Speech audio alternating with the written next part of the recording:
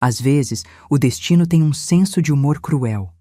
No casamento do meu único filho, decoração impecável, champanhe da melhor qualidade.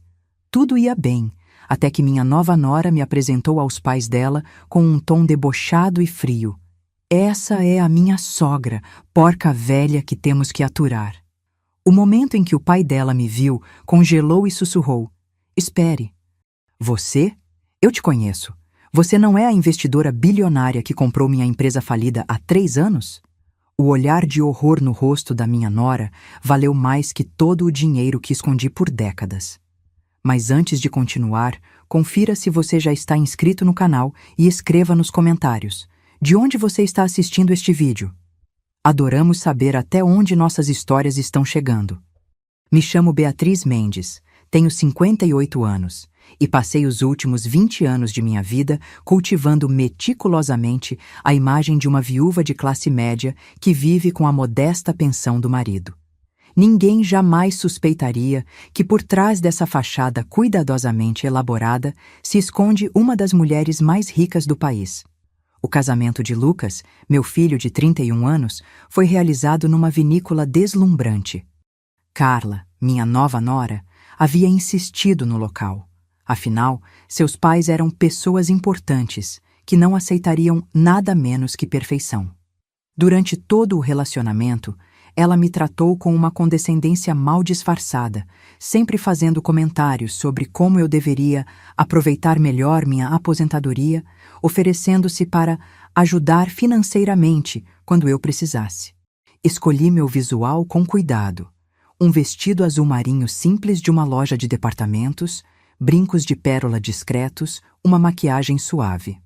Observei a cerimônia com o coração partido, não pela união, mas por ver meu filho gravitando para uma família que claramente o valorizava apenas por suas perspectivas futuras. Foi durante o coquetel que tudo mudou.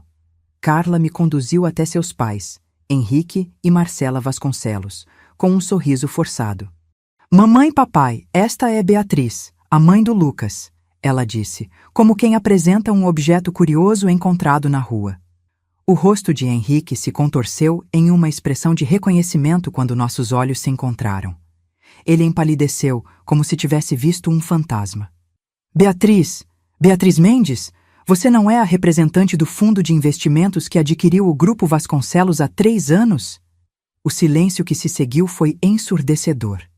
Carla olhava do pai para mim, incrédula. Marcela segurou o colar de diamantes como se procurasse apoio. E eu? Eu apenas sorri serenamente. Receio que esteja me confundindo com outra pessoa, Sr. Vasconcelos. Mas nós dois sabíamos a verdade. Eu era exatamente quem ele pensava. A mulher que 3 anos atrás sentou silenciosamente na ponta de uma mesa de reunião enquanto meus advogados negociavam a compra de sua empresa falida por 600 milhões de reais. A mesma empresa que ele quase destruiu com sua gestão desastrosa. O que ninguém sabia, nem mesmo meu próprio filho, é que minha vida modesta era apenas uma cuidadosa ilusão. Tudo começou quando Arnaldo, meu falecido marido, desenvolveu uma tecnologia revolucionária para baterias de celular em 2005. Éramos 2 engenheiros de uma pequena empresa em São José dos Campos. Quando vendemos a patente por 30 milhões, decidimos manter a notícia em segredo. Investimos meticulosamente aquele dinheiro. Primeiro em ações conservadoras, depois em startups promissoras, imóveis estratégicos e empresas de tecnologia. Quando Arnaldo faleceu há 7 anos, nosso patrimônio já ultrapassava 2 bilhões de reais. E continuou crescendo sob minha administração discreta. O irônico é que enquanto Carla me olhava com desdém, presumindo que eu precisava da generosidade dela, eu era a investidora anônima que salvou a empresa do pai dela da falência total. Tenho certeza que estou certo, insistiu Henrique com os olhos fixos em mim. Aquela sala de reuniões na Faria Lima, você estava lá. Vi o pânico crescendo no rosto de Carla. Sua perfeita narrativa estava desmoronando. Ela havia passado meses me tratando como uma velha insignificante que precisava da caridade da família dela. E agora? Sr. Vasconcelos, talvez devêssemos conversar em particular mais tarde. Respondi calmamente, tomando um gole de champanhe. Este é o dia do casamento do meu filho, afinal. Saí discretamente daquela conversa, sentindo o peso de olhares confusos nas minhas costas. Enquanto observava os convidados dançando, percebi que meu segredo, cuidadosamente guardado por 20 anos, havia sido exposto. A pergunta agora era: o que eu faria a respeito? E mais importante, como isso afetaria meu relacionamento com meu filho, que não fazia ideia de quem sua mãe realmente era? 3 dias depois do casamento, Lucas apareceu na porta do meu apartamento às 7 da manhã. Seu rosto demonstrava cansaço, como se não tivesse dormido direito desde a festa. Mãe, precisamos conversar, ele disse, entrando sem esperar convite. Preparei café enquanto o observava andar de um lado para outro na minha pequena sala. Este apartamento, modesto mas confortável, fazia parte da minha cuidadosa fachada. Poucos imaginariam que a mulher que vivia aqui poderia comprar o prédio inteiro sem fazer falta no orçamento. Você vai me contar o que aconteceu no casamento? Lucas perguntou finalmente, sentando-se à mesa da cozinha. Henrique Vasconcelos tem feito perguntas estranhas sobre você, sobre sua vida financeira, sobre o trabalho do pai.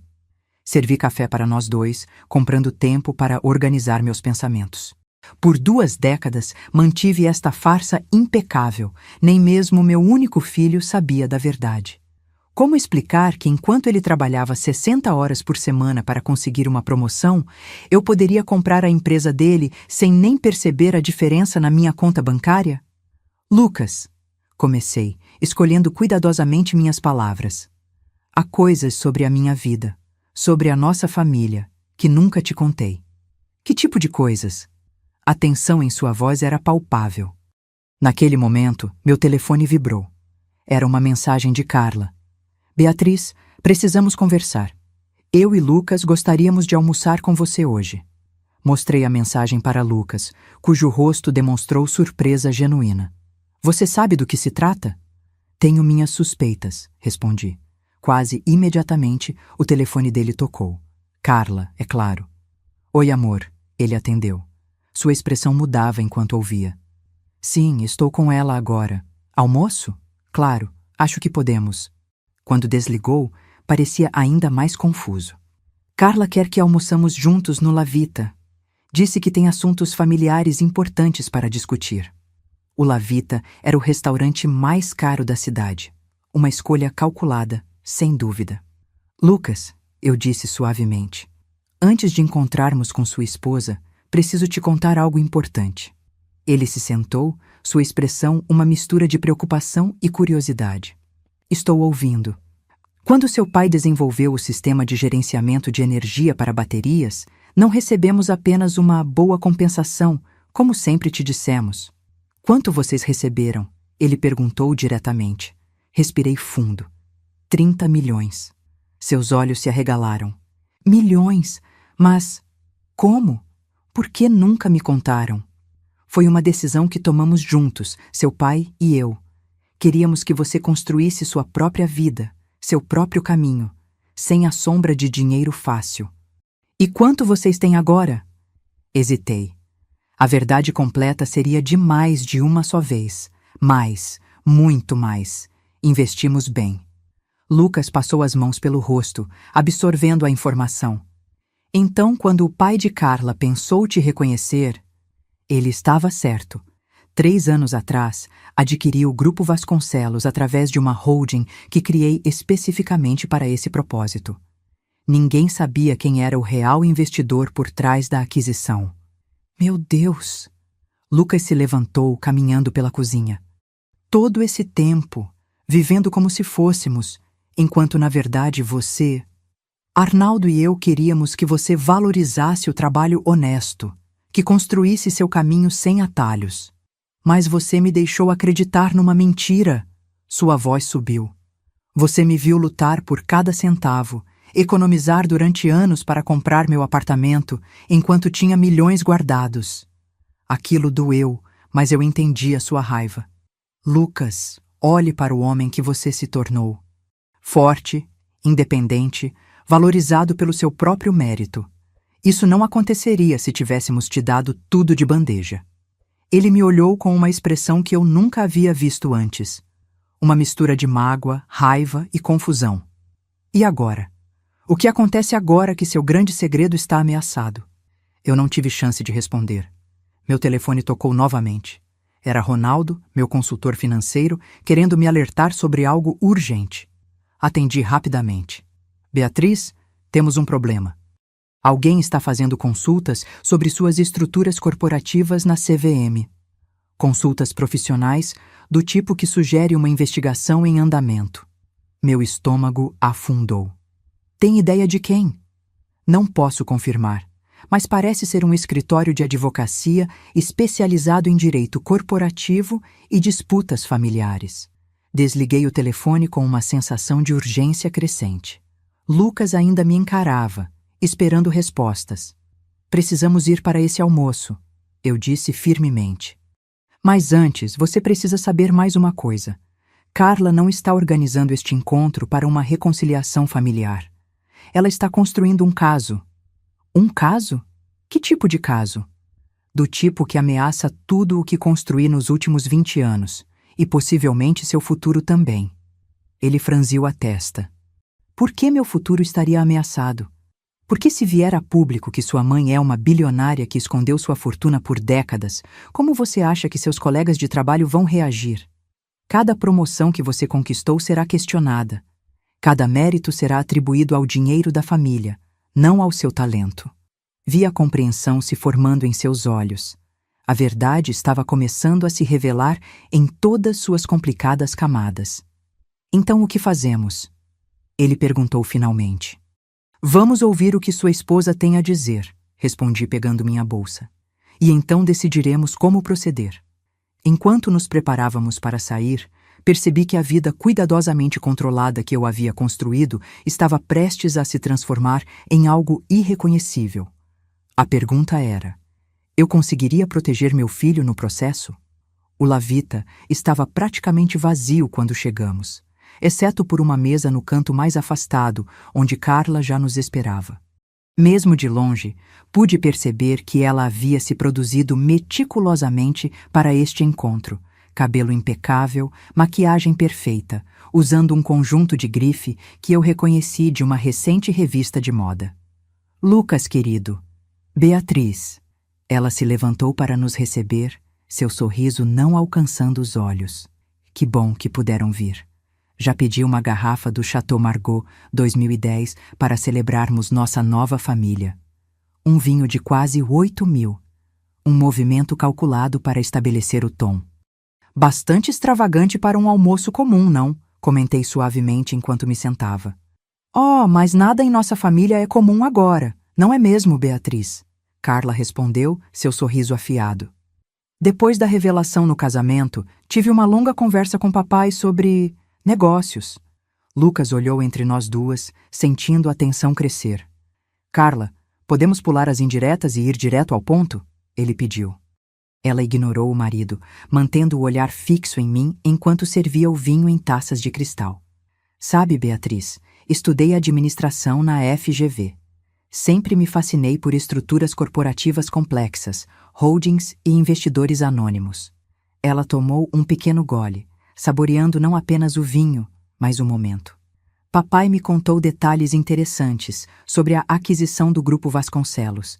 Aparentemente, o comprador foi extraordinariamente discreto. Mantive minha expressão neutra. Isso é comum em grandes negociações. Sem dúvida. Ela inclinou-se levemente para a frente. O mais curioso é que papai se lembra claramente de uma mulher na reunião final. Uma mulher que mal falou, deixando os advogados conduzirem tudo. Ele disse que ela tinha uma presença distinta. Calma, observadora, usando um conjunto azul marinho muito parecido com o que você usou no nosso casamento. Lucas estava ficando visivelmente desconfortável, olhando para mim com perguntas nos olhos. Carla pegou seu celular, deslizou o dedo pela tela e então o virou para nós. Era uma foto de jornal de 3 anos atrás, mostrando a assinatura do acordo de compra do Grupo Vasconcelos. Na extremidade da imagem, parcialmente visível, estava uma mulher de conjunto azul marinho. A qualidade não é das melhores, ela disse com falsa casualidade. Mas a postura, o corte de cabelo, São incrivelmente parecidos com os seus, Beatriz. O silêncio que se seguiu foi denso. Lucas estudava a imagem com crescente reconhecimento. Que coincidência curiosa, respondi finalmente. Não é? O sorriso de Carla agora tinha uma qualidade predatória. Assim como é coincidência que papai tenha perdido o controle da empresa justo quando estava prestes a me promover à diretoria. Ou que a investidora misteriosa tenha desaparecido completamente após a aquisição, como se preferisse permanecer anônima. Lucas pousou a taça com força na mesa. Carla, aonde você quer chegar com isso? Estou apenas tentando entender nossa nova dinâmica familiar. Seus olhos nunca deixaram os meus. Afinal, se minha sogra é quem eu penso que é, isso muda tudo sobre nosso futuro. Percebi então que não havia mais como manter a farsa. Carla havia conectado os pontos e estava claramente preparando o terreno para algum tipo de negociação ou confronto. Lucas, falei calmamente. Sua esposa parece acreditar que sou algum tipo de magnata secreta. E você não é? Carla desafiou. Olhei para meu filho, vendo a confusão e a dor em seus olhos. Ele merecia a verdade, mesmo que isso mudasse para sempre a maneira como ele me via. A tecnologia que seu pai desenvolveu foi mais valiosa do que deixamos você acreditar, admiti. Investimos bem o dinheiro ao longo dos anos. Quanto? Lucas perguntou diretamente. Tomei um gole de vinho, ganhando tempo. O suficiente para comprar empresas como o Grupo Vasconcelos quando identifico potencial mal administrado. Carla emitiu um som que era quase um riso de triunfo. Então você admite? Foi você quem comprou a empresa do meu pai? Adquiri uma empresa promissora que estava sendo afundada por má gestão e dívidas impagáveis, respondi calmamente, e a transformei em algo lucrativo novamente. Essa empresa era minha herança, Carla sibilou, abandonando toda a pretensão de civilidade. Eu estava sendo preparada para assumir a direção quando você apareceu com seus advogados e seu dinheiro misterioso. Lucas parecia atordoado. Vocês estão me dizendo que minha mãe comprou a empresa do seu pai e nenhum de vocês achou importante me contar isso antes do casamento? Eu não sabia até o dia do casamento, Carla respondeu rapidamente, recompondo-se. E agora estou tentando entender por que sua mãe viveria como uma pessoa de classe média quando claramente tem bilhões. Não são bilhões, corrigi automaticamente, e me arrependi imediatamente ao ver o olhar de Carla se iluminar com a confirmação. Então, o quanto estamos falando? Ela perguntou, inclinando-se para a frente. Centenas de milhões? Bilhões? Lucas bateu na mesa, fazendo os talheres tilintarem.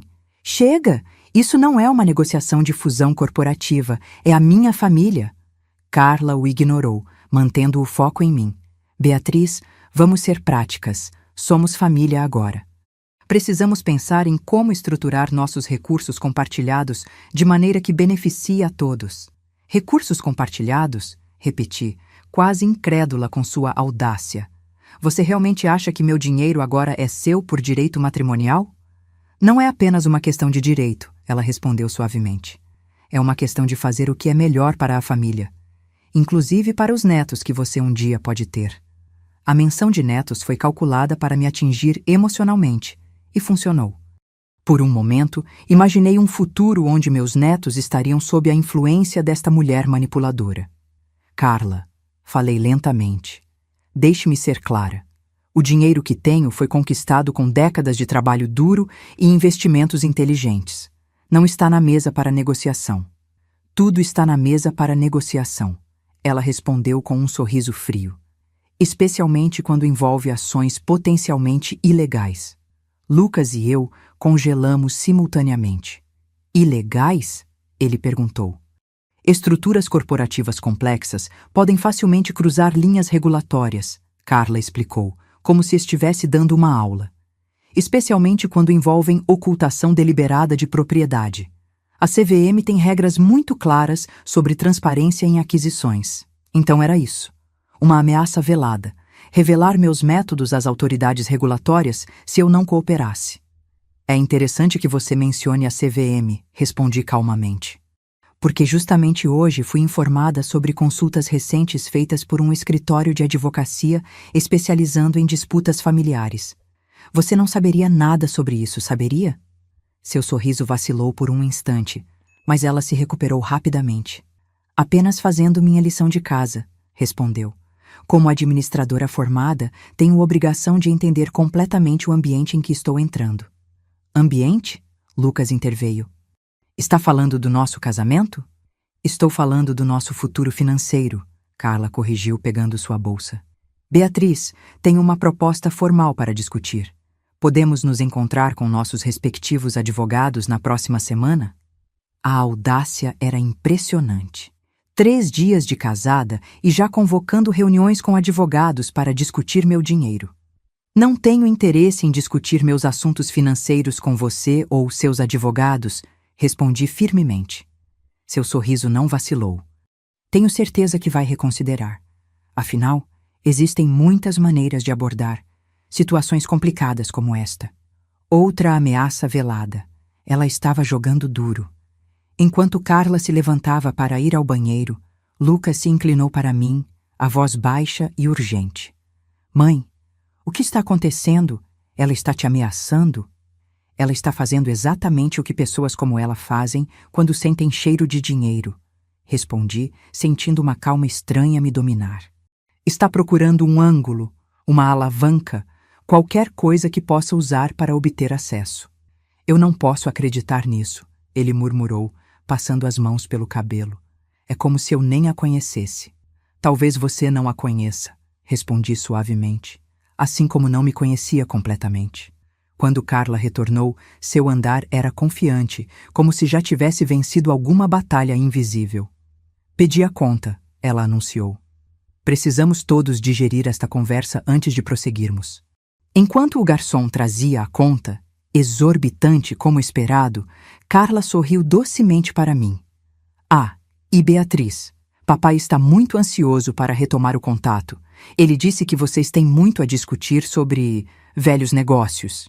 Quando saímos do restaurante, percebi que estava enfrentando não apenas a exposição de um segredo guardado por décadas, mas uma verdadeira batalha pelo futuro da minha família. E pela primeira vez em muitos anos, senti que não estava no controle total da situação. 3 dias após o almoço desastroso, sentei-me no escritório de Ronaldo Meirelles, meu consultor financeiro e amigo de longa data. Enquanto ele analisava documentos em seu computador, eu observava a cidade pela janela panorâmica do 30º andar.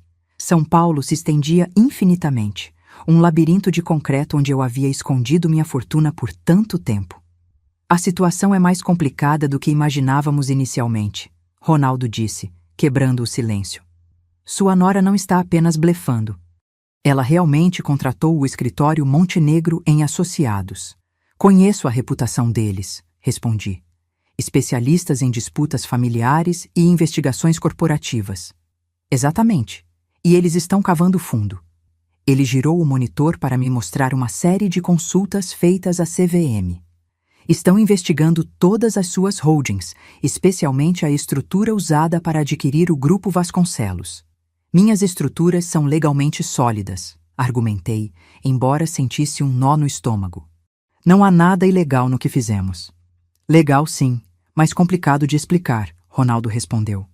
Suas holdings aninhadas, as empresas offshore em Luxemburgo e Singapura, o uso de procuradores, tudo é tecnicamente legal, mas pode parecer suspeito para um regulador se apresentado da maneira certa.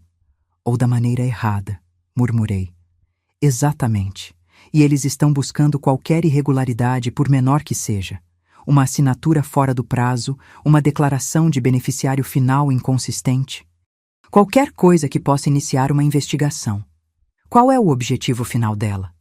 Perguntei, embora já imaginasse a resposta.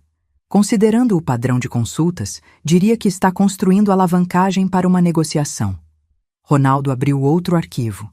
Mas isso não é tudo. Também descobrimos algo sobre a família Vasconcelos que você deveria saber. Ele me mostrou uma série de documentos financeiros. À medida que analisava os números, a imagem se tornava clara e surpreendente. Eles estão praticamente falidos? Perguntei incrédula. Tecnicamente, não ainda, mas estão muito perto disso. Ronaldo apontou para diversos empréstimos e hipotecas. A mansão dos Vasconcelos está hipotecada em 85% de seu valor. Tem 3 carros de luxo financiados. As contas de investimento foram quase esvaziadas nos últimos anos, e Henrique está mantendo o padrão de vida com cartões de crédito e empréstimos pessoais. Enquanto isso, sua filha casa com meu filho acreditando estar fazendo um bom negócio. Completei, sentindo uma mistura de ironia e tristeza. E o mais interessante, Ronaldo continuou, é que a principal fonte de renda de Henrique atualmente é o contrato de consultoria que sua empresa mantém com ele. A ironia era quase poética. O homem cuja empresa eu havia comprado e cuja filha agora tentava me chantagear dependia indiretamente de mim para manter seu estilo de vida. Há mais uma coisa, Ronaldo acrescentou hesitante. Carla abriu várias linhas de crédito recentemente, empréstimos pessoais significativos. Para financiar a investigação contra mim, concluí, ela está apostando tudo nisso. E há evidências de que ela já estava investigando você antes do casamento. Aquilo me pegou de surpresa. Como assim? Encontramos registros de que ela contratou um investigador particular há 3 meses, logo depois do noivado. Na época, a investigação era sobre verificação de antecedentes familiares do noivo. Algo estranho embrulhou meu estômago. Ela estava investigando Lucas? No início, sim, mas o escopo mudou rapidamente para focar em você e nas finanças da família. A implicação era clara e dolorosa. Carla não havia se casado com meu filho apenas por amor. Havia sido uma decisão calculada, possivelmente baseada em suspeitas sobre a verdadeira situação financeira de nossa família. E Lucas? O que ele sabe sobre tudo isso? Ronaldo hesitou. Não tenho informações concretas, mas seu filho esteve aqui ontem. Meu coração falhou uma batida. Aqui? No seu escritório? Sim. Ele queria saber sobre a extensão do seu patrimônio, sobre como você estruturou seus investimentos ao longo dos anos. E o que você disse a ele? Apenas o que ele já sabia ou poderia descobrir facilmente. Disse que precisaria da sua autorização para compartilhar mais detalhes. Fiquei em silêncio, absorvendo a informação. Lucas estava tentando descobrir a verdade por conta própria, preso entre a mãe e a esposa. Há outra questão que precisamos discutir, Ronaldo continuou mais sério. Se isso se tornar público, a exposição não afetará apenas você. A carreira de Lucas, concluí. Se as pessoas descobrirem que ele é filho de uma bilionária secreta... Exatamente. Cada conquista profissional dele será questionada. As pessoas presumirão que você puxou cordas invisíveis para ajudá-lo, mesmo que nunca tenha feito isso. A ironia era cruel. Eu havia escondido minha riqueza justamente para proteger a independência de Lucas, para que ele pudesse construir sua própria vida. E agora, esse mesmo segredo ameaçava destruir tudo o que ele havia conquistado. O que você recomenda? Perguntei finalmente. Honestamente, controle a narrativa antes que a narrativa controle você. Se Carla está construindo um caso para negociação ou exposição pública, você precisa decidir como responder antes que ela haja. Meu telefone vibrou com uma mensagem de Lucas. Precisamos conversar. Carla contratou advogados. Ela está falando em separação legal por preocupações sobre responsabilidades financeiras não divulgadas. Mostrei a mensagem a Ronaldo, que assentiu gravemente. É um movimento clássico. Ela está se posicionando como a parte inocente, potencialmente prejudicada pela falta de transparência da família.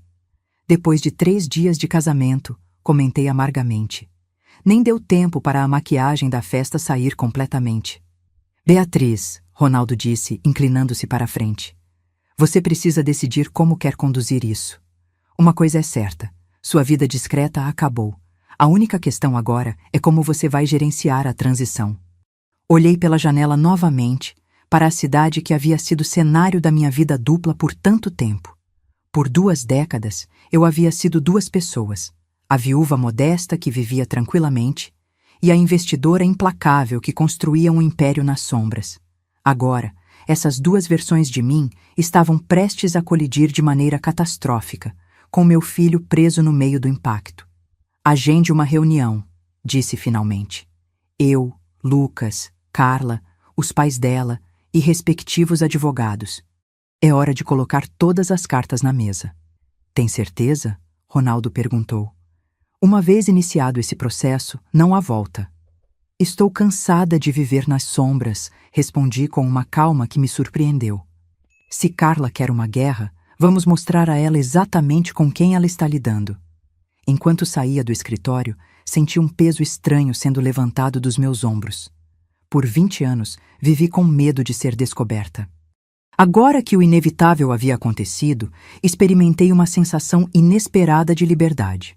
Saí do escritório de Ronaldo com uma clareza que não sentia há anos. Por 2 décadas, vivi como 2 pessoas distintas, a viúva discreta e a investidora implacável. Era hora de unificar essas identidades. Quando cheguei em casa, espalhei documentos pela mesa de jantar e abri uma garrafa de vinho que Arnaldo e eu havíamos guardado para uma ocasião especial. Esta certamente qualificava-se como uma. O líquido rubi escorreu na taça, enquanto eu revisava 20 anos de decisões estratégicas. A história dos números era fascinante. Os 30 milhões iniciais haviam se transformado em 80 milhões em 2010, depois 400 milhões em 2015. Quando Arnaldo faleceu em 2018, nosso patrimônio era de quase 1,2 bilhão. E agora, 7 anos depois, bem acima dos 3 bilhões e reais. Não era apenas dinheiro. Era uma rede meticulosamente construída de empresas, patentes, imóveis e participações minoritárias em startups promissoras.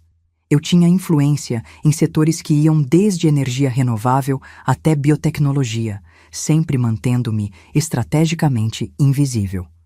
A ironia da situação com Carla era quase cômica. Durante nossos raros encontros antes do casamento, ela me tratava com condescendência mal disfarçada, perguntando se eu tinha planos de aposentadoria adequados ou se Lucas estava ajudando financeiramente, quando na verdade eu estava secretamente mantendo a empresa do pai dela funcionando. Meu telefone tocou. Era Lucas. Mãe, precisamos conversar. Carla acabou de me dizer que marcou uma reunião com advogados para a próxima semana. Eu sei. Ronaldo me contou. Silêncio do outro lado. Você já falou com Ronaldo sobre isso? Lucas, tenho trabalhado com Ronaldo há mais de 15 anos. Ele gerencia a maior parte dos meus investimentos. Outro silêncio. É estranho ouvir você falar assim, como uma bilionária? Completei por ele. Essa sou eu há muito tempo, filho. Só não deixei você saber. Por quê? A pergunta veio carregada de mágoa. No início, foi para proteger você, para garantir que construísse seu próprio caminho. Depois, acho que foi o hábito. A privacidade se tornou viciante. Bem, essa privacidade acabou, ele disse amargamente. Carla está obcecada. Contratou 2 escritórios de advocacia diferentes. Um para o possível divórcio e outro para investigar suas estruturas corporativas, foi como ela chamou. Divórcio? Depois de uma semana? Ela diz que não pode permanecer casada com alguém cuja família escondeu informações financeiras relevantes. A audácia era impressionante. Lucas, preciso te perguntar algo importante e preciso que seja completamente honesto comigo. O quê? Você realmente ama Carla? Houve uma longa pausa. Eu pensei que amava. Agora não sei mais quem ela é. Ela disse algo sobre os pais dela precisarem de dinheiro? Sobre dificuldades financeiras? Não exatamente, mas... Ele hesitou. Algumas semanas antes do casamento, ela mencionou que os pais estavam considerando vender a casa de praia porque era um gasto desnecessário. Ela parecia bastante preocupada. Outro indício. Carla provavelmente sabia da situação financeira precária dos pais e via no casamento uma solução. Lucas, vou te contar algo que descobrimos. A situação financeira dos Vasconcelos é muito pior do que aparenta. Eles estão afundados em dívidas, mantendo as aparências com empréstimos. Como você sabe disso? Eu investigo pessoas antes de fazer negócios com elas. É parte do que me manteve bem-sucedida. Ouvirei um suspiro pesado. Isso é loucura. Tenho a sensação de que não conheço ninguém nessa história. Nem você, Nem Carla, nem meus sogros. Sei que é difícil processar tudo isso, mas precisamos estar preparados para a reunião da próxima semana. Qual é seu plano? Sorri, embora ele não pudesse me ver. Acredito que já é hora de mostrar exatamente quem é Beatriz Mendes. Passei os próximos dias preparando-me meticulosamente para a reunião. Consultei não apenas Ronaldo, mas também Teresa Campos, minha advogada há mais de uma década. Juntos, desenvolvemos uma estratégia abrangente para lidar com as ameaças de Carla. Na véspera da reunião, Lucas apareceu no meu apartamento. Parecia exausto, com olheiras profundas e uma expressão que misturava confusão e determinação. "Posso entrar?"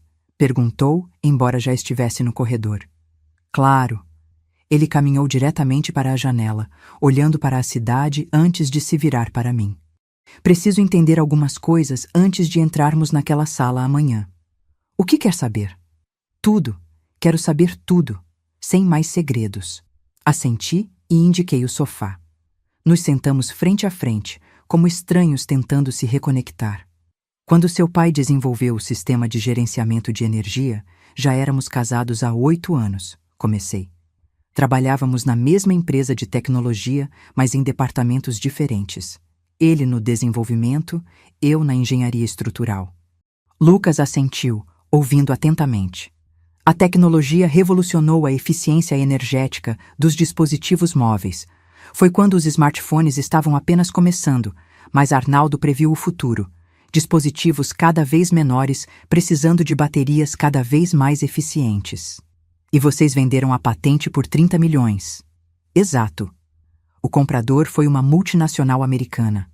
No mesmo dia que assinamos o contrato, seu pai e eu sentamos e discutimos o que isso significaria para a nossa família. Especialmente para você. Por que não me contaram?" Hesitei, buscando as palavras certas. "Lucas, nós dois viemos de famílias de classe média. Trabalhamos duro por tudo que conquistamos. Vimos muitos colegas receberem heranças ou dinheiro fácil e se perderem. Não queríamos isso para você." "Então mentiram." "Não contamos toda a verdade", corrigi suavemente. "Queríamos que você crescesse valorizando o trabalho, o esforço, a construção de algo por mérito próprio." "E depois? Quando me formei, comecei minha carreira? Por que continuaram escondendo?" "Inicialmente planejávamos contar quando você completasse 30 anos. Mas então Arnaldo adoeceu. Depois que ele faleceu, simplesmente não encontrei o momento certo." Lucas processou isso em silêncio.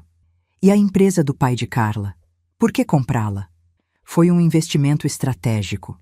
O Grupo Vasconcelos tinha potencial, mas estava sendo mal administrado.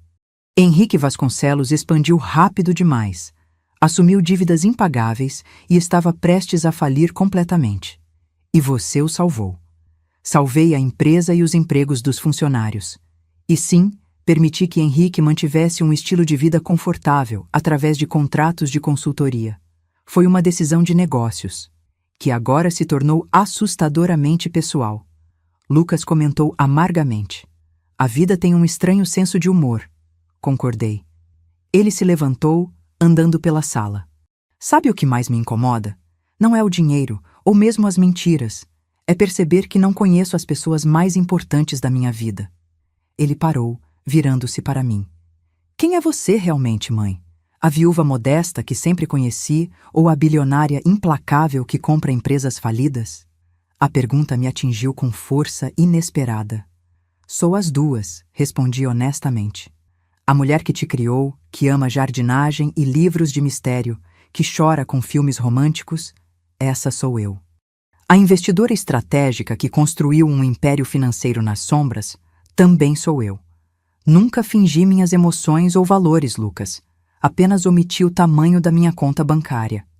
Ele considerou isso por um momento. "E quanto a Carla? Quem é ela realmente?" "Isso", respondi suavemente, "é algo que você precisará descobrir por si mesmo amanhã."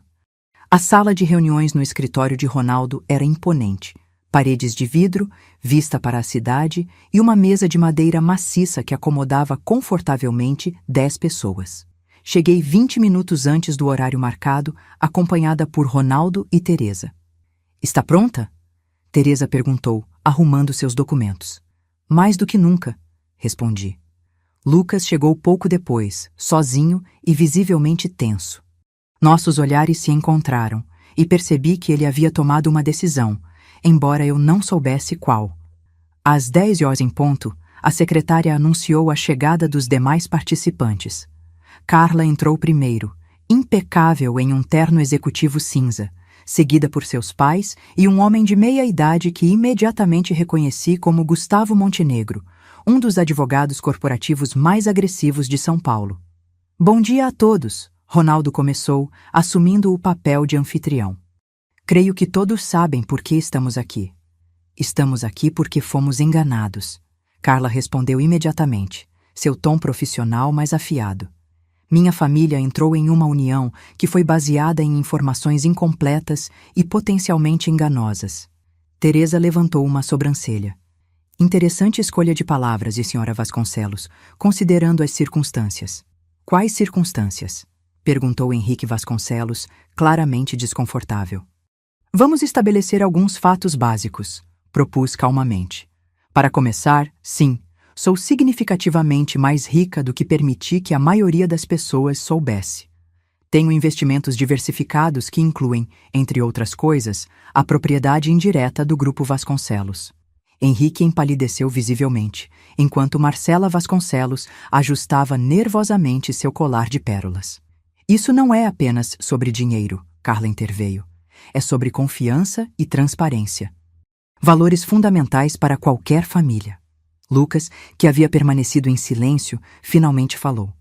Falando em transparência, Carla, por que não conta a todos quando exatamente você começou a investigar minha família? A pergunta pegou-a de surpresa. Do que você está falando? Ronaldo deslizou uma pasta pela mesa. Temos aqui registros de que você contratou a Argos Investigações 3 meses antes do casamento, inicialmente para investigar Lucas, mas o foco rapidamente mudou para Beatriz e as finanças da família. O silêncio que se seguiu foi ensurdecedor. Carla olhou para seu advogado, que discretamente sinalizou para ela se acalmar. Investigações pré-nupciais são bastante comuns, Montenegro interveio suavemente, especialmente em famílias com patrimônio considerável. Exceto que, até onde todos sabiam, nossa família não tinha patrimônio considerável, Lucas rebateu. Então, por que investigar, Carla? Ela hesitou apenas um segundo. Tive suspeitas, algumas inconsistências que notei. Que tipo de inconsistências? Perguntei genuinamente curiosa. Pequenos detalhes, a qualidade do relógio antigo de Arnaldo que Lucas usa ocasionalmente, um Patek Philippe que custa mais do que um apartamento pequeno. O fato de que você nunca parece preocupada com dinheiro, mesmo vivendo de uma suposta pensão modesta. A maneira como você fala sobre investimentos com uma compreensão que vai além do hobby ocasional. Fiquei impressionada. Carla era mais observadora do que eu havia lhe dado crédito. E então, ela continuou, recuperando a compostura, descobri através do meu pai que a compradora anônima da empresa dele tinha uma assistente que se parecia notavelmente com você. Eu não era assistente, corrigi automaticamente. Era a principal investidora. Isso é irrelevante para a nossa discussão atual, Montenegro interveio. O ponto é que existem sérias preocupações sobre a falta de transparência financeira que podem ter implicações legais. Que tipo de implicações? Teresa perguntou diretamente. Bem, para começar, há questões sobre possíveis violações regulatórias nas estruturas corporativas da Sra. Mendes, particularmente em relação à declaração de beneficiários finais em aquisições de capital aberto.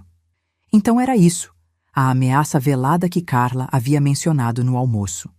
Tenho certeza que a CVM ficaria muito interessada em investigar como exatamente a Sra. Mendes adquiriu tantas empresas sem nunca aparecer nos registros públicos. Carla acrescentou, inclinando-se levemente para a frente. Lucas olhou para ela com crescente descrença. Você está ameaçando denunciar minha mãe às autoridades se ela não lhe der dinheiro? Não estou ameaçando ninguém, Carla recuou. Estou apenas apontando que existem sérias questões legais que precisam ser resolvidas. Na verdade, Teresa interveio suavemente. As estruturas corporativas de minha cliente são completamente legais, embora complexas. Usamos procuradores, holdings aninhadas e outras estratégias perfeitamente legítimas para manter a privacidade, mas sempre cumprindo todas as regulamentações aplicáveis. Isso seria para um tribunal decidir, Montenegro respondeu com um sorriso frio. Henrique Vasconcelos, que parecia cada vez mais desconfortável, finalmente falou. Talvez possamos resolver isso de forma amigável. Afinal, somos família agora. Exatamente o que eu estava pensando, concordei, pegando minha pasta. Tenho uma proposta que pode resolver esta situação de maneira adequada para todos. Abri a pasta e deslizei cópias de um documento para cada pessoa na mesa. O que é isso? Perguntou Carla, olhando para o papel. Uma oferta, respondi simplesmente. 10 milhões. Em troca, você assina um acordo de confidencialidade e nunca mais entra em contato com Lucas ou comigo. A sala ficou em absoluto silêncio. Lucas olhou para mim com surpresa. Montenegro estudava o documento cuidadosamente e os pais de Carla trocaram olhares rápidos. Você está me oferecendo dinheiro para desaparecer? Carla perguntou lentamente. Estou oferecendo uma resolução limpa para uma situação que claramente não vai funcionar. Respondi calmamente. Você se casou com meu filho acreditando estar fazendo um bom negócio financeiro. Agora que descobriu que o negócio é melhor do que imaginava, está tentando renegociar os termos usando ameaças veladas como alavanca. Estou simplesmente oferecendo um atalho.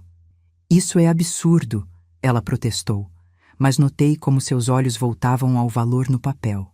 Eu me casei com Lucas porque o amo. Lucas riu sem humor. É por isso que você contratou um investigador particular antes mesmo do casamento? É por isso que está falando em separação legal depois de uma semana? É por isso que contratou um dos advogados corporativos mais agressivos de São Paulo para esta reunião? Carla olhou para ele, depois para mim, depois para o documento à sua frente. Pude ver os cálculos acontecendo por trás de seus olhos. Este valor é insuficiente considerando as circunstâncias, ela finalmente disse, revelando suas verdadeiras intenções. Montenegro colocou uma mão sobre o braço dela, sinalizando para que parasse de falar, mas era tarde demais. A verdade estava exposta. Qual valor seria suficiente, Carla? Lucas perguntou com voz baixa. Quanto custa exatamente a sua integridade? Antes que ela pudesse responder, coloquei outro documento na mesa. Há também este pequeno detalhe que você talvez queira considerar, disse, empurrando a pasta para Montenegro. São registros das dívidas pessoais da família Vasconcelos, incluindo a hipoteca da mansão, os empréstimos pessoais de Henrique e os recentes créditos obtidos por Carla. Henrique empalideceu. Como você conseguiu isso? Da mesma forma que sua filha tem investigado minha vida, usando recursos à minha disposição. Isso é invasão de privacidade, Marcela protestou. É apenas investigação pré-familiar, rebati, usando as mesmas palavras de Montenegro. Perfeitamente compreensível, dadas as circunstâncias. Virei-me para Carla, que agora parecia muito menos confiante. Talvez você não saiba, mas a principal fonte de renda de seu pai nos últimos 3 anos tem sido o contrato de consultoria que minha empresa mantém com ele. Contrato esse que pode ser rescindido com aviso prévio de 30 dias. Você não faria isso, Henrique sussurrou. Não quero fazer isso, respondi honestamente. Prefiro resolver esta situação de maneira civilizada. Daí minha oferta generosa. Montenegro analisava o documento com crescente preocupação. Carla, ele disse baixinho, talvez devêssemos considerar a proposta inicial da senhora Mendes. É um valor ridiculamente baixo, ela protestou. Considerando as alternativas, é extremamente generoso, Teresa interveio. Especialmente porque todas as estruturas corporativas de minha cliente podem suportar o mais rigoroso escrutínio legal. Não temos medo de investigações, apenas preferimos evitar o desgaste desnecessário. Lucas, que havia observado toda a troca em silêncio, levantou-se. Acho que já vi o suficiente, ele disse, sua voz surpreendentemente firme. Carla, quero o divórcio. Não porque minha mãe está me oferecendo dinheiro para me separar de você, mas porque finalmente vejo quem você realmente é. Carla o encarou, sua compostura desmoronando. Lucas, você não entende. Tudo que fiz foi para proteger nosso futuro. Não, você fez tudo isso para garantir seu acesso a um dinheiro que não sabia que existia até uma semana atrás, ele respondeu. E isso diz tudo o que preciso saber. Ele se virou para mim. Mãe, podemos conversar em particular? Assenti e nos retiramos para uma sala adjacente, deixando os outros para discutir entre si. Assim que a porta se fechou atrás de nós, Lucas me encarou. Você sabia que isso aconteceria? Todo esse tempo, você sabia que ela era assim? Não, respondi honestamente. Suspeitei quando vi a reação dela no casamento, mas não tinha certeza. As pessoas podem nos surpreender, tanto para o bem quanto para o mal. Como você, ele observou sem rancor. A mãe modesta que, na verdade, é uma magnata financeira. Sim, como eu. Ele suspirou profundamente. Não sei se algum dia vou entender completamente por que você escondeu tudo isso de mim por tanto tempo. Nem eu sei se tomei a decisão certa, Lucas. Fiz o que achei melhor na época. E depois, simplesmente, continuei fazendo. E agora? Agora começamos de novo, com honestidade desta vez. Ele assentiu lentamente. Quanto à sua oferta para Carla, 10 milhões é um preço baixo para remover alguém tão tóxico de nossas vidas, respondi simplesmente. Considerando o que descobrimos sobre ela, é um investimento sólido. Lucas riu, um som surpreendente dado o contexto. Você realmente é implacável nos negócios, não é?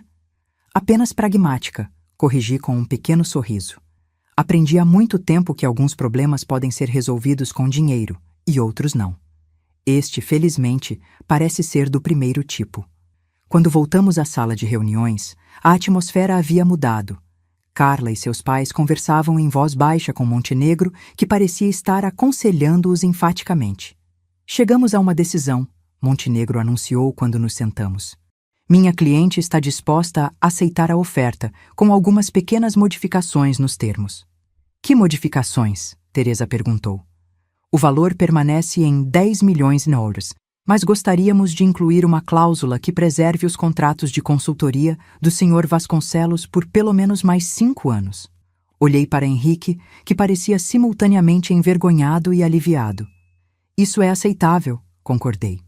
Com a condição de que o acordo inclua uma cláusula de não revelação absoluta e irrevogável. Se qualquer detalhe desta situação ou da minha condição financeira vazar, todos os pagamentos cessam imediatamente, incluindo os contratos de consultoria. Montenegro assentiu. Podemos finalizar os termos ainda hoje. Carla não olhou para Lucas uma única vez durante toda essa negociação. Seu foco estava inteiramente no documento à sua frente, no dinheiro que estava prestes a receber. Enquanto Teresa e Montenegro discutiam os detalhes finais, percebi que estava testemunhando o fim do casamento de meu filho e o início de uma nova fase em nossas vidas. Uma fase onde eu não precisaria mais viver nas sombras, onde finalmente poderia ser completamente honesta com a pessoa que mais importava para mim. Quando a reunião terminou e todos começaram a sair, Henrique Vasconcelos hesitou brevemente ao passar por mim. Eu realmente não a reconheci naquela sala de reuniões há 3 anos, ele disse baixinho. Você sempre foi muito discreta. Este sempre foi o plano, Henrique, respondi. Infelizmente, sua filha forçou uma mudança de estratégia. Ele assentiu, resignado. Para o que vale a pena, sinto muito pelo que aconteceu. Eu também, respondi honestamente, observando-o seguir sua esposa e filha para fora da sala. Lucas permaneceu ao meu lado enquanto todos saíam, seu rosto refletindo uma mistura complexa de emoções. E agora? Ele perguntou quando ficamos sozinhos. Agora? Respondi, sentindo um estranho alívio. Começamos a descobrir quem realmente somos quando não estamos mais escondendo nada. 1 ano pode mudar tudo. 365 dias após aquela reunião fatídica, eu me encontrava em uma situação completamente diferente, física e emocionalmente.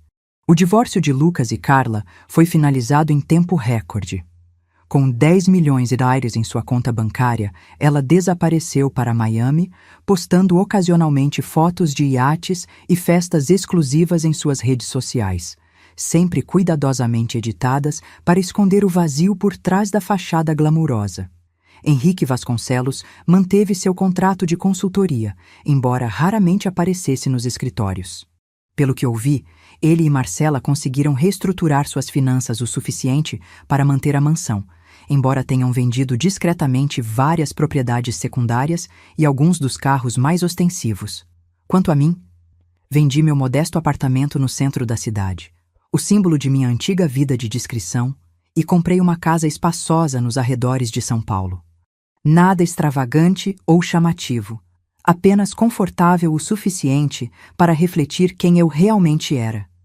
Uma mulher que apreciava espaço para seus livros, um jardim para suas plantas e um escritório adequado para continuar gerenciando seus investimentos. A maior mudança, no entanto, não foi física, mas relacional.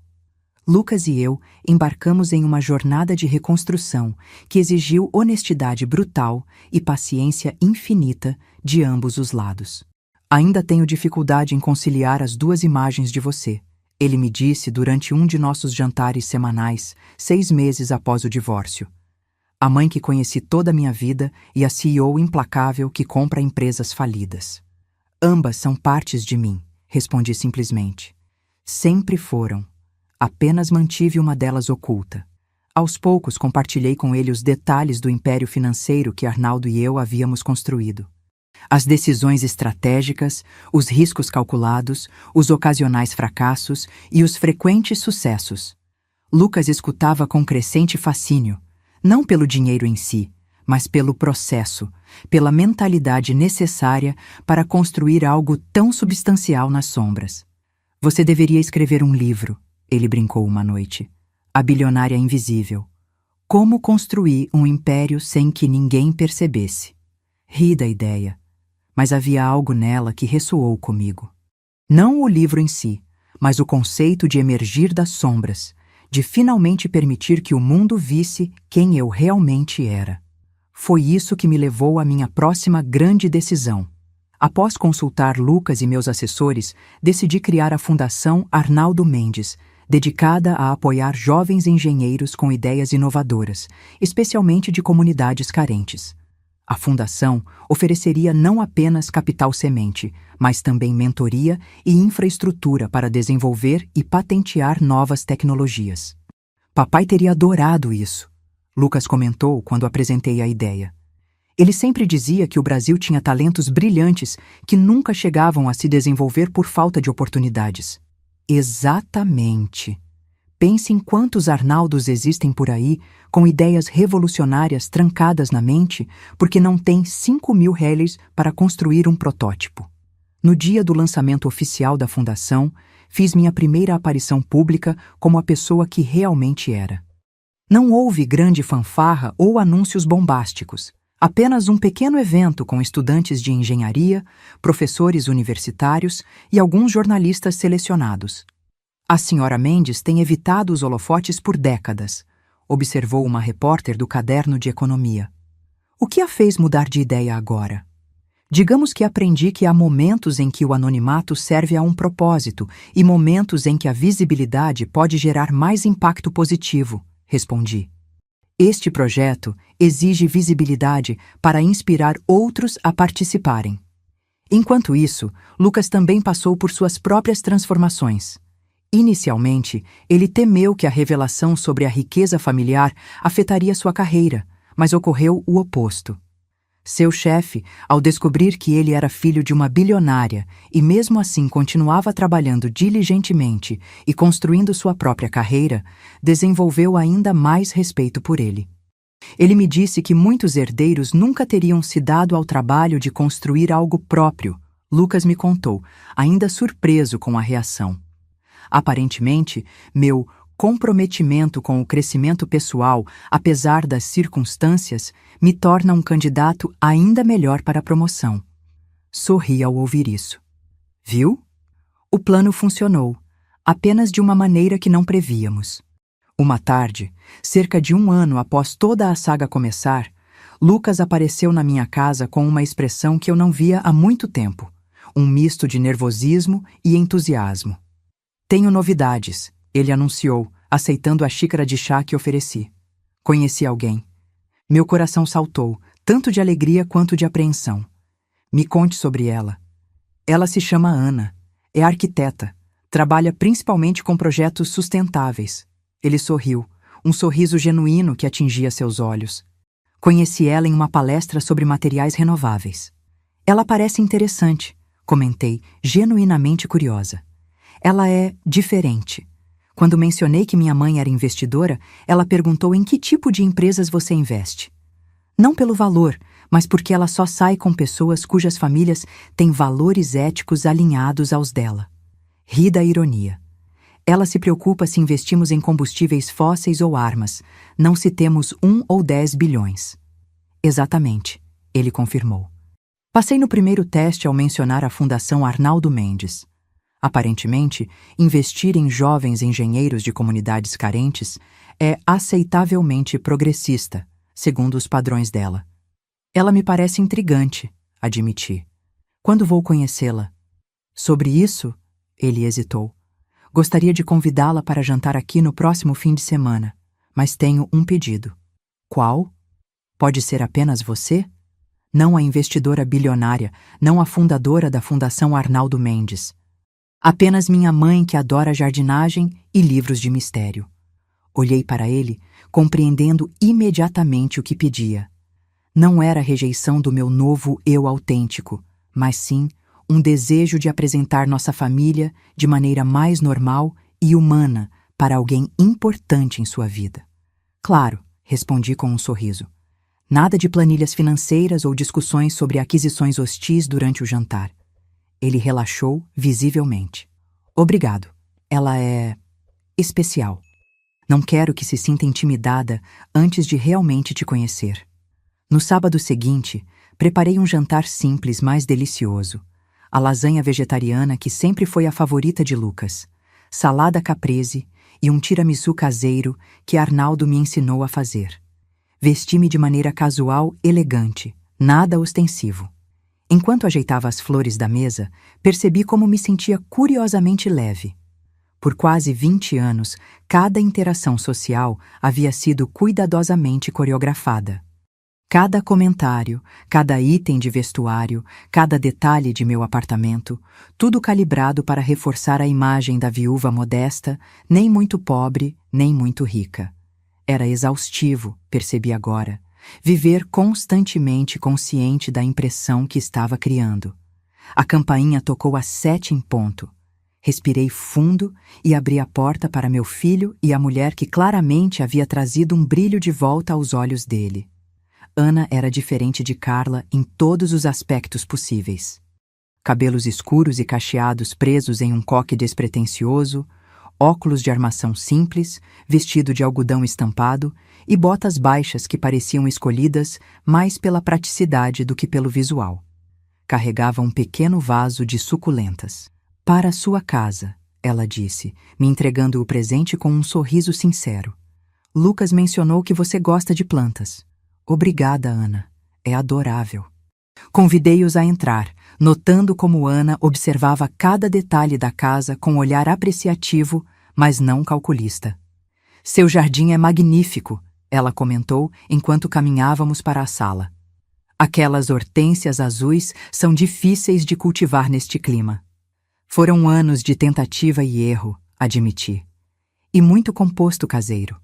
O jantar fluiu com uma naturalidade surpreendente.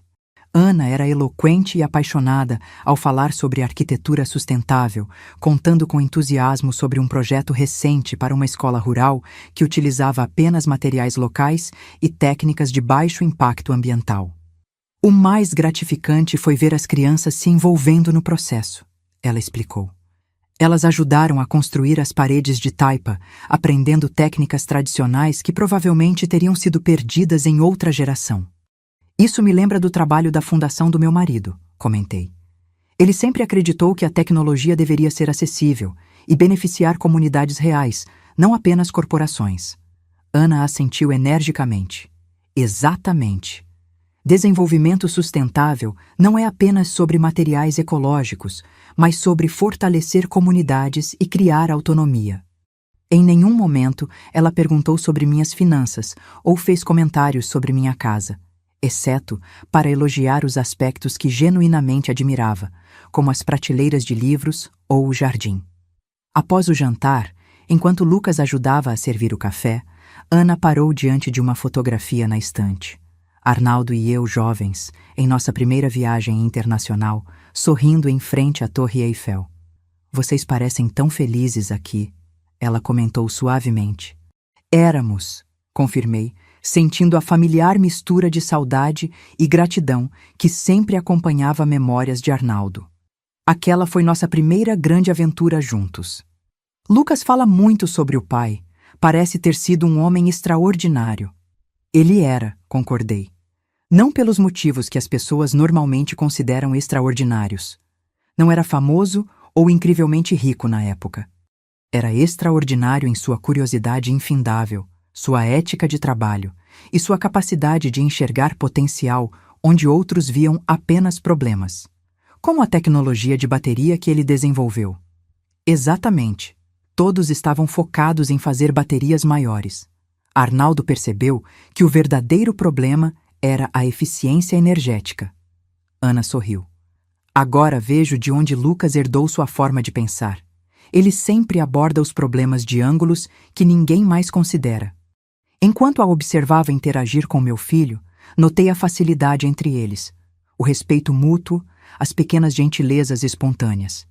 Era tão diferente da dinâmica calculada que existia entre Lucas e Carla, onde cada gesto parecia uma transação, cada elogio uma moeda em um banco invisível de favores futuros. Mais tarde, depois que eles saíram, sentei-me no jardim com uma taça de vinho, contemplando as estrelas visíveis entre as nuvens passageiras. Pensei em todas as decisões que me trouxeram até aquele momento. Algumas planejadas meticulosamente, outras forçadas por circunstâncias imprevistas. Havia perdido tanto tempo vivendo nas sombras, protegendo um segredo que, no final das contas, não precisava ser guardado com tanto zelo. O que teria acontecido se Arnaldo e eu tivéssemos simplesmente sido honestos desde o início? Se tivéssemos ensinado Lucas sobre dinheiro, privilégio e responsabilidade de maneira direta, em vez de esconder completamente nossa situação financeira? Talvez ele teria se tornado uma pessoa diferente, mais indulgente, menos determinado. Ou talvez tivesse desenvolvido uma compreensão mais saudável de riqueza como uma ferramenta, não como uma medida de valor pessoal. Impossível saber agora. O passado estava escrito, com todas suas complicações e consequências. O que importava era o que faríamos a partir dali. Nos meses que se seguiram, observei com alegria o relacionamento de Lucas e Ana florescer. Ela era exatamente o oposto de Carla, desinteressada em status ou riqueza, apaixonada por seu trabalho e genuinamente preocupada com o bem-estar das pessoas ao seu redor. Eventualmente, Ana descobriu a verdadeira extensão da minha situação financeira. Não por investigação ou suspeita, mas porque precisei cancelar um almoço para lidar com uma aquisição significativa que exigia minha atenção imediata. "Sua mãe comprou uma fabricante de painéis solares?"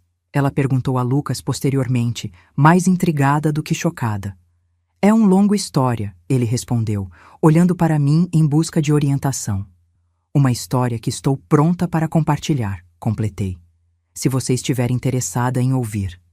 E assim, numa tarde de domingo, contei a Ana toda a história. A patente de Arnaldo, nossa decisão de manter o dinheiro em segredo, os anos construindo um império invisível, até a revelação dramática no casamento de Lucas e tudo que se seguiu. Em vez de julgamento ou espanto, Ana ouviu com compreensão reflexiva, fazendo perguntas ocasionais que demonstravam um interesse genuíno, não no dinheiro em si, mas no impacto psicológico de viver uma vida dupla por tanto tempo. "Deve ter sido exaustivo", ela comentou quando terminei. "Manter uma fachada assim por décadas." "Era", admiti, mais do que eu percebia na época. Tornou-se tão natural que eu nem questionava mais. E agora, como é viver sem esse segredo? Refleti por um momento. Libertador, assustador às vezes. Como aprender a andar novamente após usar muletas por muito tempo. Ela assentiu, compreendendo perfeitamente a metáfora. Acho que todos temos nossas muletas emocionais. Apenas variamos na escala. Foi naquele momento que entendi por que Lucas havia se apaixonado por ela. Não era apenas sua inteligência ou beleza natural, mas sua capacidade de ver além das circunstâncias para a humanidade subjacente. No primeiro aniversário da Fundação Arnaldo Mendes, organizamos uma cerimônia de premiação para os 10 projetos mais promissores desenvolvidos pelos jovens engenheiros que havíamos patrocinado. O evento foi realizado em um espaço simples, mas elegante, com foco nos inventores e suas criações, não na filantropa por trás deles. Entre os vencedores estava uma jovem de 19 anos de uma comunidade periférica de Salvador, que havia desenvolvido um sistema de purificação de água utilizando materiais reciclados e energia solar. Outro era um rapaz de 22 anos do interior de Minas Gerais, que criou um método de fortificação de tijolos ecológicos utilizando resíduos agrícolas que normalmente seriam descartados. Observando aqueles jovens talentosos apresentarem suas inovações, senti uma emoção que não esperava, um tipo de orgulho maternal que se estendia muito além do meu único filho biológico. De certa forma, cada um deles carregava um pouco do espírito de Arnaldo, a mesma curiosidade insaciável, a mesma determinação para resolver problemas reais. Após a cerimônia, Lucas se aproximou, acompanhado por Ana. "Tenho algo para te contar", ele disse, um sorriso mal contido no rosto. Estendeu a mão de Ana, onde um delicado anel de noivado brilhava. Pedimos sua bênção. As lágrimas vieram antes que eu pudesse controlá-las. Abracei os dois, palavras momentaneamente impossíveis. "Isso é um sim?" Lucas brincou, sua própria voz embargada. "É o sim mais entusiasmado que você já receberá", consegui dizer finalmente. Mais tarde naquela noite, em casa, encontrei um pequeno pacote sobre minha cama. Dentro havia uma moldura simples, contendo uma foto que não reconheci imediatamente. Olhando mais de perto, percebi que era uma imagem antiga, digitalizada e restaurada. Arnaldo e eu no dia em que ele finalizou o protótipo de seu sistema de gerenciamento de energia. Estávamos em nosso pequeno laboratório improvisado, exaustos, mas radiantes, abraçados diante de uma mesa coberta de circuitos e diagramas. Um bilhete acompanhava a imagem, na caligrafia de Lucas. "Mamãe, encontrei esta foto nos arquivos do papai enquanto procurava materiais para o museu da fundação. Acho que ele gostaria que você a tivesse. Este é o momento onde tudo começou. Não apenas a fortuna, mas a jornada extraordinária que nos trouxe até aqui. Obrigado por finalmente me permitir conhecer esta parte de vocês. Com amor, Lucas." Sentei na beira da cama, segurando a foto como se fosse um tesouro frágil. Aquele momento capturado no tempo, antes do dinheiro, antes da fama, antes das complicações, era a essência de quem éramos. 2 engenheiros apaixonados por resolver problemas, trabalhando lado a lado, sonhando com possibilidades.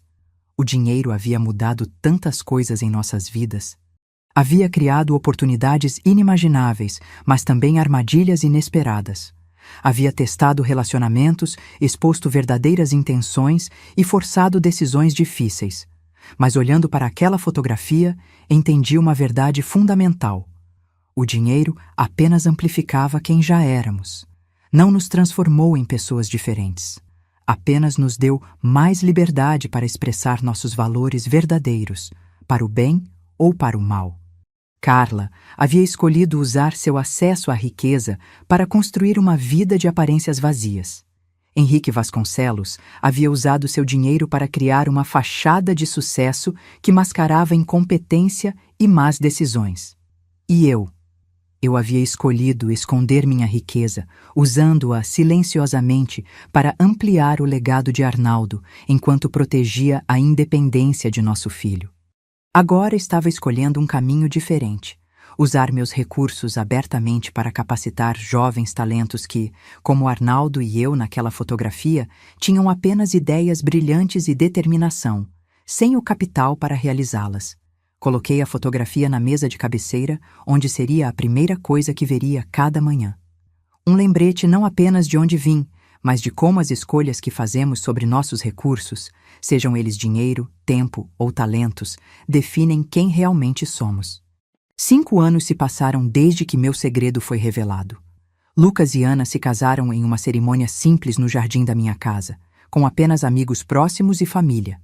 Diferente do espetáculo que havia sido o casamento com Carla, esta celebração foi genuína, calorosa e focada no amor, não nas aparências. 1 ano depois, nasceu Sofia, minha primeira neta. Segurou meu dedo com sua mãozinha minúscula e prometi silenciosamente que nunca esconderia dela quem realmente sou. Ela cresceria compreendendo tanto o privilégio quanto a responsabilidade que acompanha nossa situação familiar. A Fundação Arnaldo Mendes prosperou além das minhas expectativas mais otimistas. Em 5 anos, apoiamos mais de 200 jovens engenheiros de comunidades marginalizadas, resultando em dezenas de patentes, várias startups de sucesso e incontáveis melhorias na qualidade de vida das comunidades de origem desses talentos. Um dos nossos primeiros beneficiados, Rafael, desenvolveu uma prótese de baixo custo utilizando impressão 3D que agora é distribuída gratuitamente em clínicas públicas por todo o país.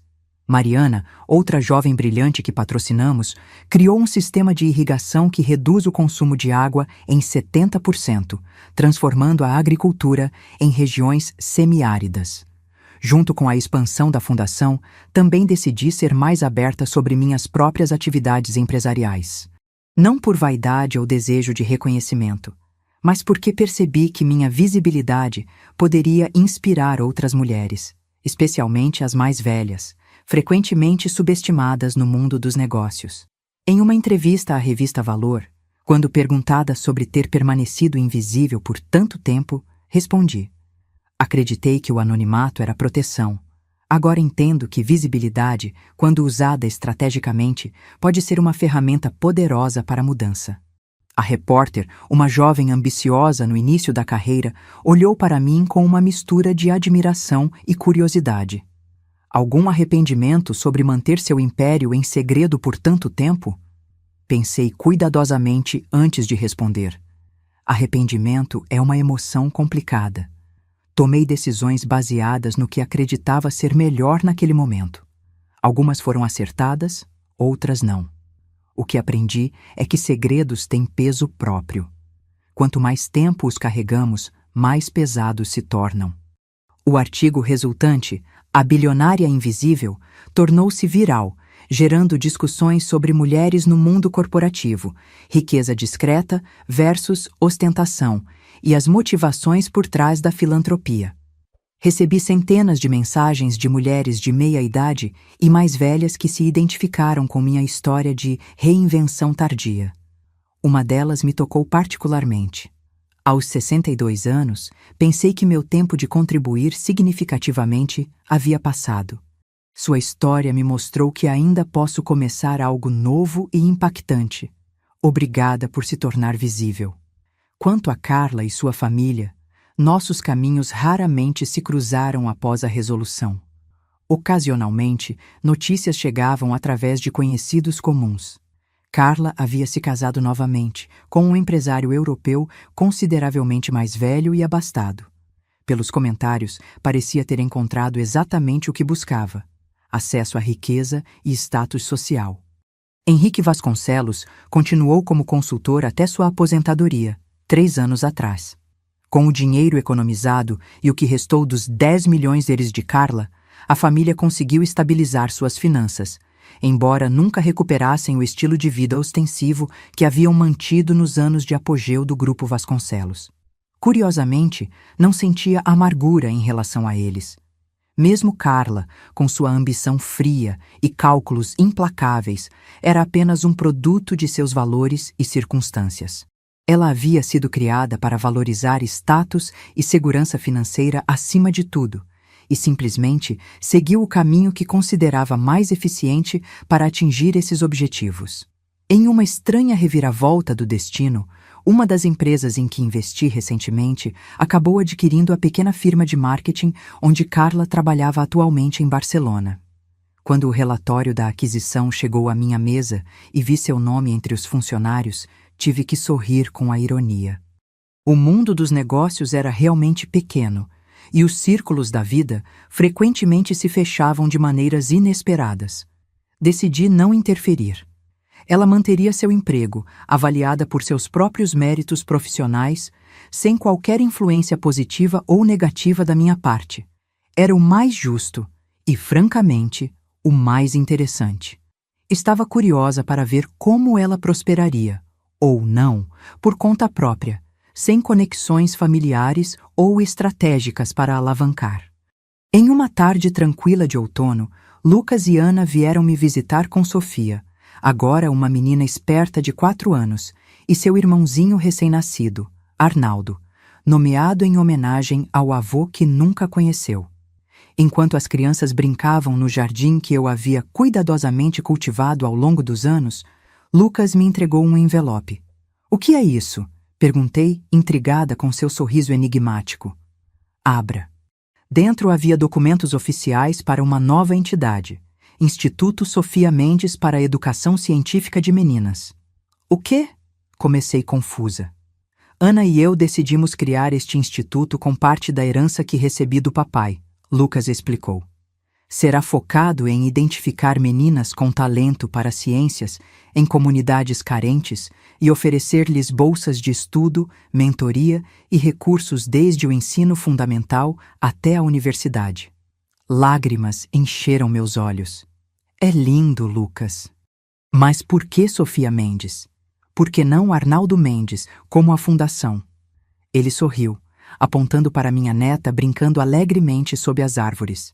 "Sofia é o nome da vovó dela em grego. Sofia significa sabedoria. Mas também é uma homenagem a você, mãe. A mulher que construiu um império nas sombras e agora está usando seu poder para iluminar o caminho de outros." Ana se juntou a nós, o pequeno Arnaldo dormindo tranquilamente em seus braços. "Queremos que seja parceiro da Fundação Arnaldo Mendes. Onde a Fundação identifica talentos, o Instituto pode apoiar especificamente as meninas para garantir que não sejam deixadas para trás." Fiquei sem palavras, olhando para meu filho e sua esposa, para meus netos, para o legado que estávamos construindo juntos. Um legado que não era apenas sobre dinheiro ou poder, mas sobre oportunidade, conhecimento e transformação. "Precisamos da sua bênção", Lucas disse. "E se estiver disposta, da sua orientação para estruturar tudo isso corretamente." "Vocês têm muito mais que minha bênção", respondi, encontrando minha voz. "Tem meu coração, minha experiência e tudo que aprendi em 2 décadas construindo coisas nas sombras e na luz." Naquela noite, depois que todos foram embora, sentei-me em meu escritório pessoal, cercada pelos símbolos de minha jornada. Na parede estava emoldurada a primeira patente de Arnaldo. Na estante, uma coleção de protótipos criados pelos jovens engenheiros da Fundação. E na mesa, um álbum de fotografias novo, cheio de momentos com meus netos. Abri meu diário, onde havia começado a registrar memórias e reflexões para compartilhar um dia com Sofia e Arnaldo quando fossem mais velhos. Queria que entendessem não apenas os privilégios que herdariam, mas as responsabilidades, as complexidades e as lições que vieram com a jornada de nossa família. "Queridos Sofia e Arnaldo", escrevi, "a verdadeira riqueza não está nas contas bancárias ou empresas. Está nas escolhas que fazemos, no impacto que criamos e no amor que compartilhamos. O dinheiro é apenas uma ferramenta, poderosa, sim, mas neutra em si mesma. O que importa é como escolhemos usá-lo." Olhei para a fotografia de Arnaldo e eu em nosso pequeno laboratório improvisado, tantos anos atrás. Seu avô e eu começamos com nada além de ideias e determinação. A fortuna que construímos foi resultado de trabalho duro, algumas escolhas inteligentes e muita sorte. Mas o verdadeiro valor nunca esteve nos números crescentes em nossas contas. Durante anos, vivi como 2 pessoas diferentes. A viúva modesta que todos viam e a investidora bilionária nas sombras. Pensei estar protegendo nossa família, especialmente seu pai. Agora entendo que, às vezes, a maior proteção vem da honestidade, não do segredo. Quando vocês lerem isto, provavelmente serão jovens adultos, tentando encontrar seu próprio caminho num mundo cheio de expectativas e tentações. Lembrem-se sempre de que o dinheiro é um meio, não um fim. Usem-no para criar, para transformar, para elevar, nunca apenas para acumular ou ostentar. E se algum dia encontrarem alguém que ama vocês apenas pelo que possuem, lembrem-se da história de seu pai e da lição que aprendemos da maneira mais difícil. O amor verdadeiro enxerga a pessoa além da conta bancária, valoriza o caráter acima do patrimônio. Fechei o diário, sentindo uma paz que havia buscado por muito tempo. Minha jornada de viúva modesta a filantropa visível havia sido repleta de desafios, revelações e transformações. Mas aqui, neste momento de quietude, percebi uma verdade profunda. A invisibilidade havia sido minha escolha e minha proteção, mas a visibilidade se tornara minha força e meu legado.